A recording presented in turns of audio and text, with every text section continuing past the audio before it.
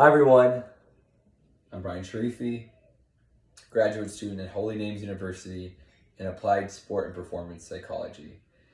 And I am doing a critique on the Athlete Burnout Questionnaire in Dr. Ashbrook's class on applied assessment in sports psychology.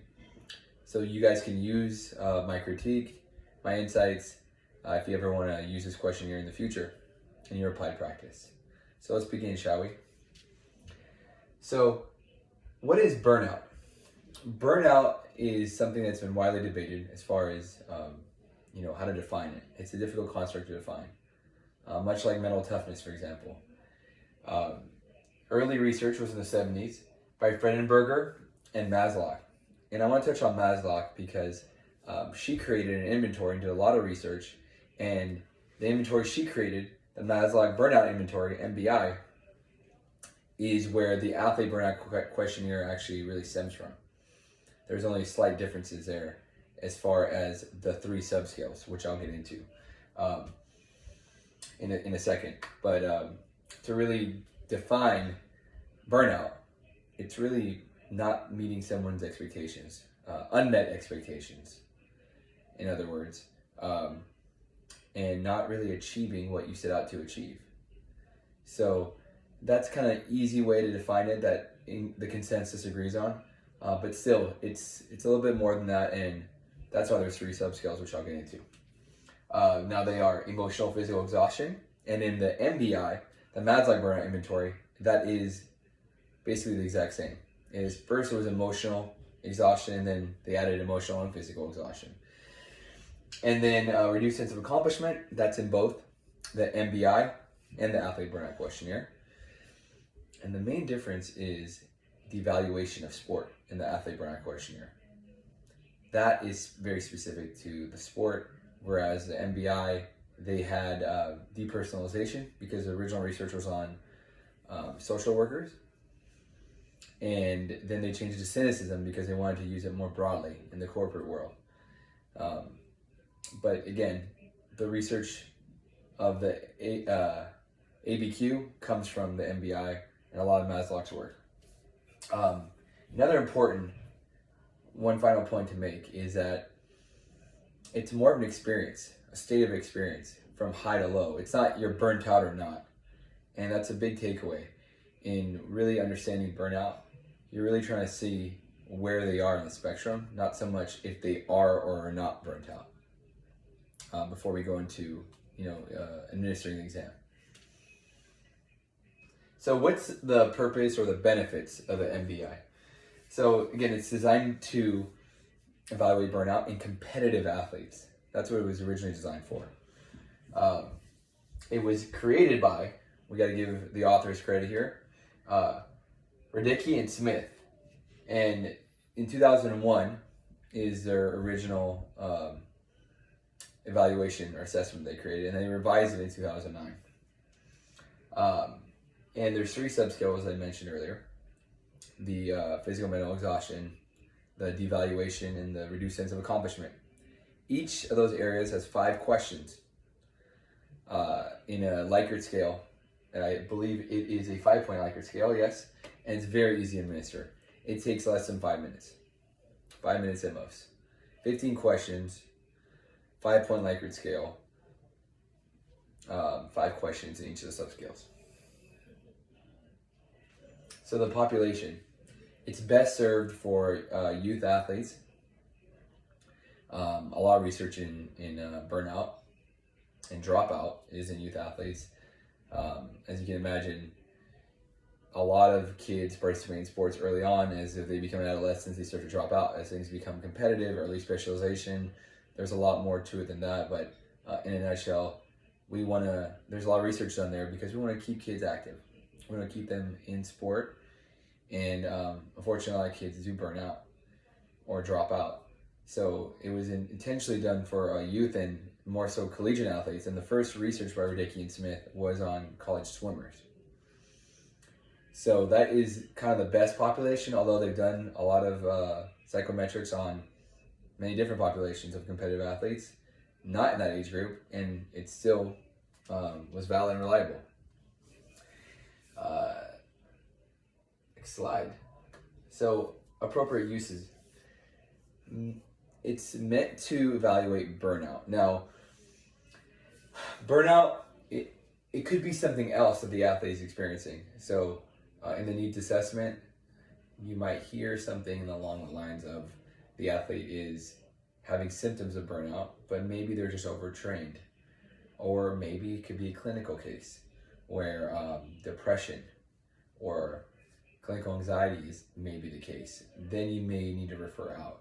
So know how to appropriately use it. It's not meant to diagnose anybody by any means. It's more to understand where the athlete's experience is, and you will likely need to do further evaluation on other assessments to figure out if indeed burnout is a main issue, or is it clinical, you need to refer out, or it may be other things that you need to address after finding out, in the assessment that the athlete is just overtraining, for example.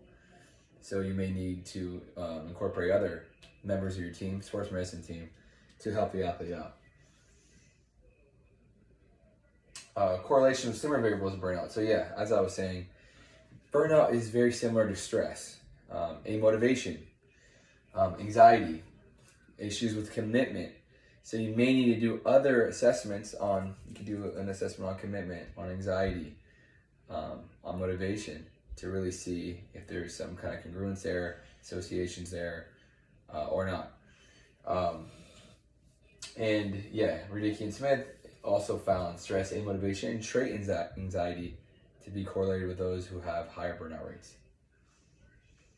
How is it administered? So make sure when you're administering the exam, you avoid using the word burnout, or you avoid saying, hey, I'm giving you this exam to see how burnt out you are. No one wants to feel burnt out, especially in different cultures, different sports. It could be a cardinal sin to say you're burnt out. So in different identities, of course. So make sure you say it's as recommended in the manual by Radicki and Smith, make sure you say it's a sport experience questionnaire rather than a sport burnout questionnaire. That's very valuable information when you administer exam. Also, ensure confidentiality, just like you would in any assessment. And this is one of those, again, just like a lot of questionnaires, social desirability could definitely be something that the athlete, may want to appear such that they're not burnt out. Just like a lot of other questionnaires where they want to appear, say it's confidence, they want to appear more confident than they actually are. And make sure to read the instructions carefully. And one thing I found when I was writing the assessment critique paper was that there is some discrepancies in the instructions versus the actual questions. It does say in the instructions your thoughts or feelings about your sport, versus in the actual questions it just says your feelings. So make sure to be clear on that, and to be clear on the experience of their sport altogether, not just training. I know myself, when I played college sports, I had to watch film, and that took a lot of my time in football. So there's a lot more to it, meetings, not just the training itself, that could lead to the burnout. All right, so let's go into the questionnaire. Here is a picture of the questionnaire. You can refer to it when you look at the slides. There are 15 questions, very easy to administer once again, very simple to understand. And I'll get into in a second, you can change in different languages with permission, and you can actually change some of the questions in certain ways that have been shown to still give you valid and reliable results as far as burnout is concerned. So scoring. Scoring is very simple. There's 3 subscales. There's 5 questions that represent each of those 5 subscales. You add up the number. So if they got a 5, which means always, or a 1, which means never, that'd be their number for one of the questions. And then you would add all those questions up, all those numbers up. So let's say they got a 5 on all 5 of the subscales of the evaluation of their sport. That'd be a 25, and then you would divide it by 5, which would give you a grand total of 5. So their devaluation score would be extremely high in this case. Anywhere above really a 2.5 is considered burnout.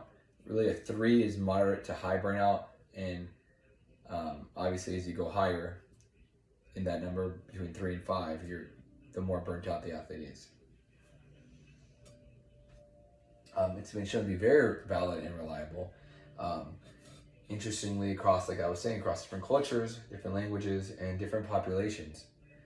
And it's been adopted by many different countries I've cited in my paper: Brazil, Mexico, France, Greece, just to name a few.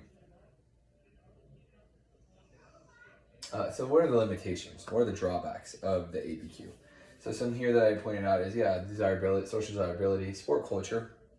I know in boxing, something that I used to do when I was younger, the culture is very like, you don't burn out. You just go all out, over training, over working, obsessing, and putting a lot of hours into the sport is just part of it.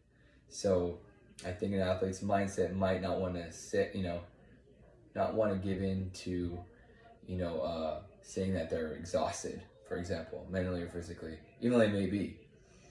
So that's something to consider. Make sure they understand all elements of sport, as I mentioned earlier. It's not just about the training, but it's also about everything else that goes into the sport. The film, the meetings, the thinking about it, the planning for it, the travel. How about all the travel with a lot of sports, traveling to competitions? That takes up time. That all goes into creating mental and physical exhaustion. And then other factors to consider are different roles that, different symptoms may play into burnout. Meaning, if someone is just trait anxious, they're more likely to be burnt out. Or they're just, because they're so anxious, they might be filling out high scores on their burnout questionnaire. So make sure to triangulate to really figure out if burnout is indeed the case. For example, an athlete might, have very low burnout scores, but then you observe them seeming to be burnt out. Maybe they look really tired, irritable, so on and so forth. So now maybe the assessment didn't tell you that they're burnt out, but observation definitely did. And then the interview, as you're talking to them, things come up that seem to be the case that they are burnt out. So now you have 2 out of the 3 telling you that burnout is indeed the situation here. And then you can kind of dig deeper and do further assessments and ask further questions to see if you need to do a burnout prevention intervention. Techniques possible / interventions, or techniques and possible interventions. Now, before we get into this, I want to note that first and foremost, you want to prevent burnout in the first place.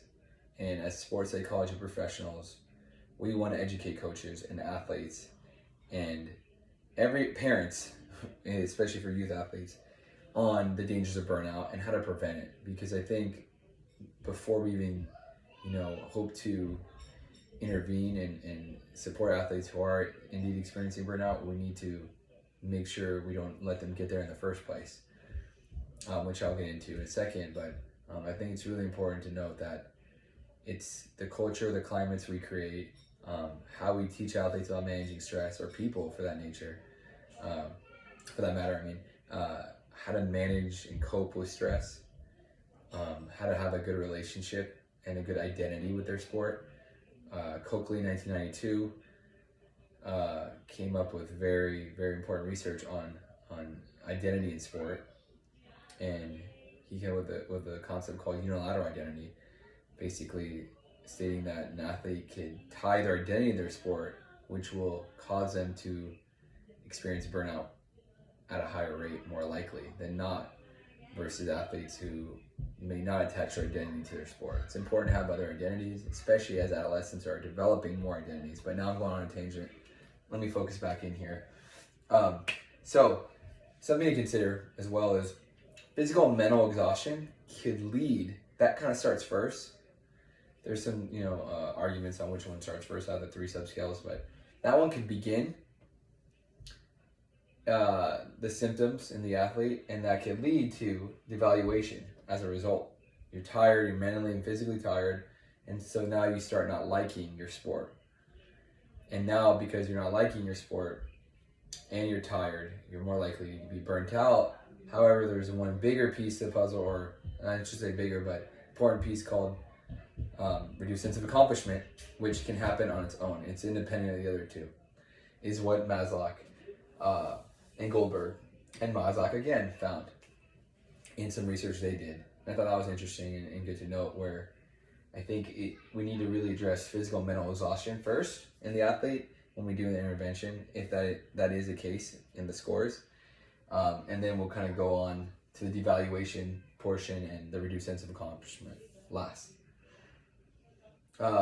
Continuing on techniques and possible interventions, emotional physical exhaustion can be caused by lack of self-care, not sleeping well, not managing stress, for example, overtraining. Again, that's coaches and parents and the athlete themselves managing their load on their training load.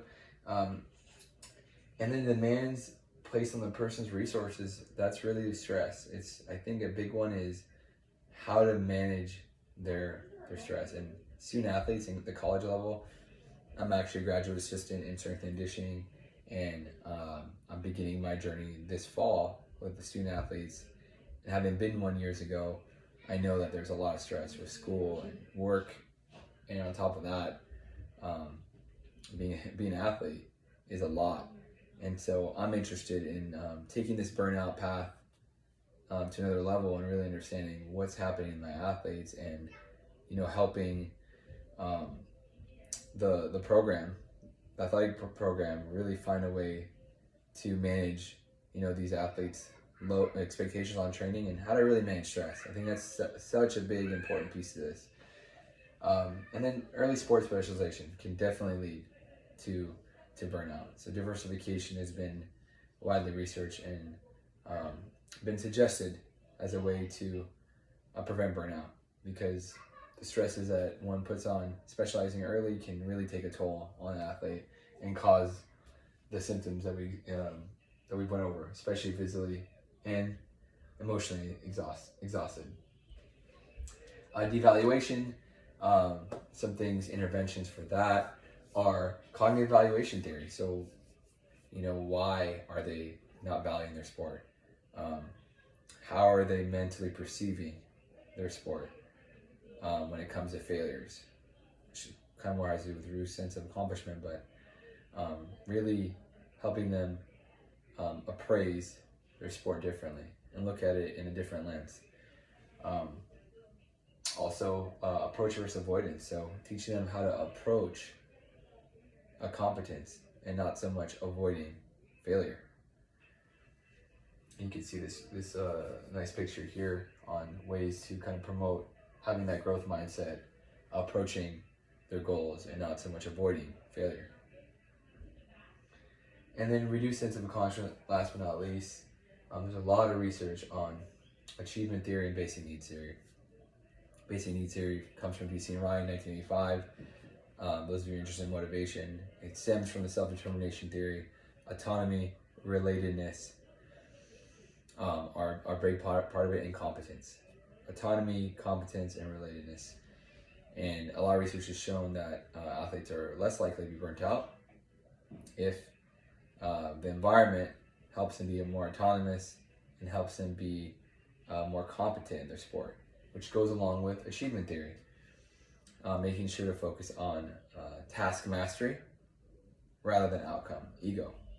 You want to focus on improving their competence and making goals centered around that, which will help them really value what they do as they're gaining the confidence and see the big picture of, improving their skill set, which applies to anything in life, not just sport.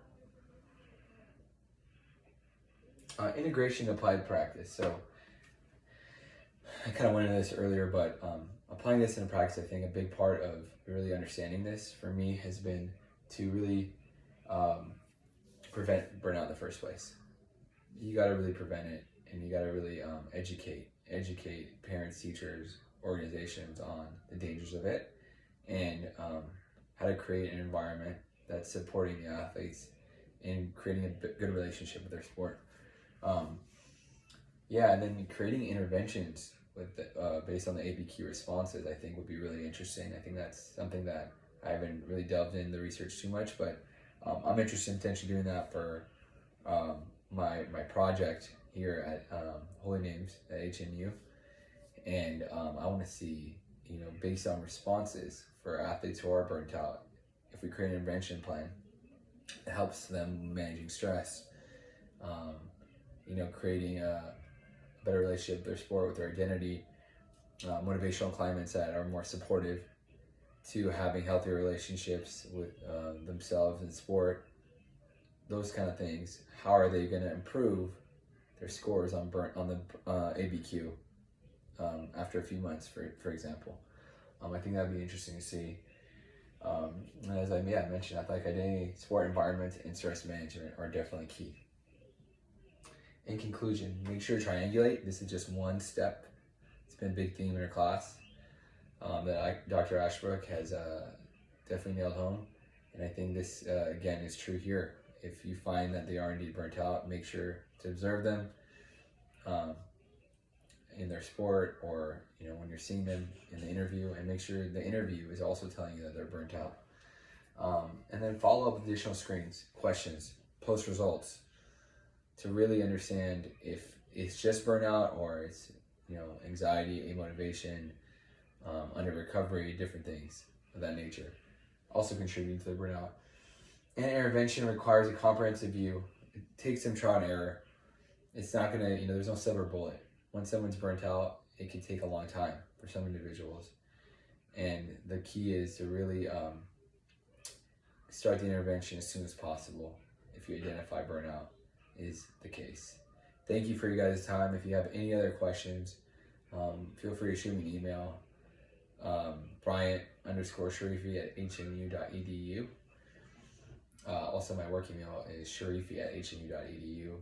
Send me a message on Microsoft Teams. Happy to answer questions on the burnout questionnaire. I really enjoyed it. If you're really interested in this topic, Radicki and Smith, here's my references. They also have a fantastic manual on the athlete burnout questionnaire that tells you everything I just did, but in more detail with more information on the questionnaire.